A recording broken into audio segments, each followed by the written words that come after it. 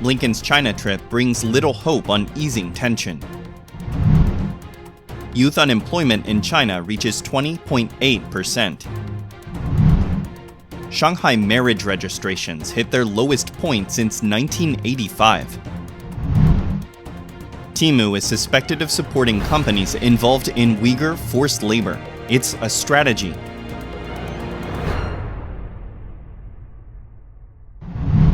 Secretary of State Antony Blinken will land in Beijing on June 18th to cool down escalating tensions between the U.S. and China. This planned trip shows dim prospects for any breakthroughs on the long list of disputes between superpowers. As reported by Reuters, Blinken, the first top American diplomat to visit China in 5 years, is set to meet with Chinese Foreign Minister Qin Gang, China's top diplomat Wang Yi, and possibly President Xi Jinping.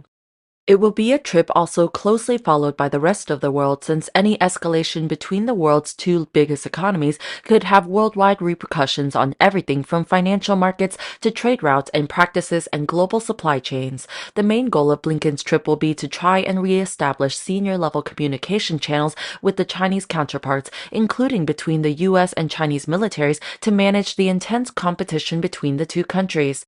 A senior State Department official told reporters during a refuel stop in Tokyo en route to Beijing, "There's a recognition on both sides that we do need to have senior-level channels of communications."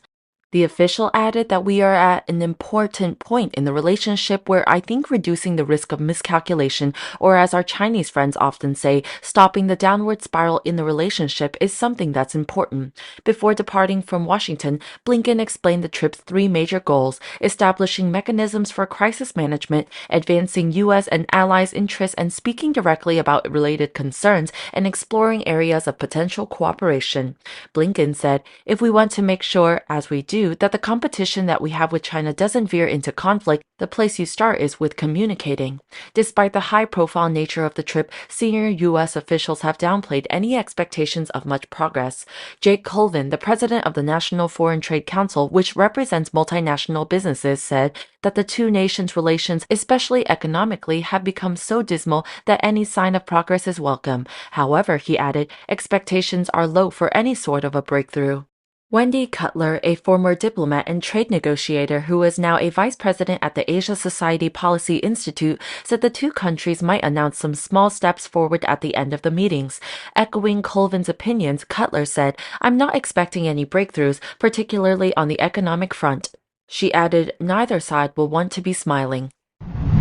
China is recording another month of increased jobless rates among youngsters amid lackluster economic recovery. According to China's National Bureau of Statistics, the number of unemployed Chinese aged 16 to 24 climbed to 20.8% in May, up 0.4% from the month before. It rose to 4 times the all-ages overall jobless rate in the country. Fu Linghui, a spokesman for the NBS, estimated that China has around 33 million youngsters in the job market. Still, only 6 million are employed, suggesting that only 1 in every 5 young Chinese has landed a job. As per Bloomberg, Goldman Sachs Group economists believe that the figure is now 3 million greater than before the pandemic. The outlet pointed out that summer is seasonally the period of high young unemployment rates in the country, as it is also when new graduates begin to find jobs. U.S. investment firm Citigroup expects the number to reach over 25%, as China will have 11.6 million college students graduating this year. Economic data from the NBS shows the country is recovering slowly from its zero-COVID era. As CNN provided, retail sales soared 12.7% in May compared to a year before, but this lagged behind the 18.4% boost in April. Industrial output advanced 3.5%, but the growth speed was lower than in April. To assist the economy, Beijing on June 15th slashed its medium-term lending rate, its key policy rate, from 2.75% to 2.65%. Macquarie's chief China economist Larry Hu said the latest data shows an urgency for more stimulus, as they are below the already low consensus. He said the latest rate cuts suggest the policymakers clearly feel the urgency to step up policy support. China Daily recently reported that the number of marriage registrations in mainland China plummeted last year, hitting a record low in nearly 40 years. According to the latest Ministry of Civil Affairs data, there were 6.833 million marriage registrations in China last year. It marked the lowest since the census began in 1986. The number of couples getting married in the country has fallen by more than 49% over the past 9 years. The drop in Shanghai was even higher. The number of marriages registered in Shanghai last year was 72,000, down nearly 20% from the previous year, the lowest since 1985. According to expert analysis, the desire to have children among young people in mainland China is plummeting due to factors such as the economic downturn and the lagging social security system. Zheng Jianyuan, associate professor at Taiwan National Central University, said, in Shanghai, the requirements for quality of life are very high. Now that the development of the economy is beginning to regress, it has increased the cost of young people to maintain their families. In the past, they were careful about maintaining their families and having children. Now they are under even greater pressure, so they will be even more hesitant to face this problem.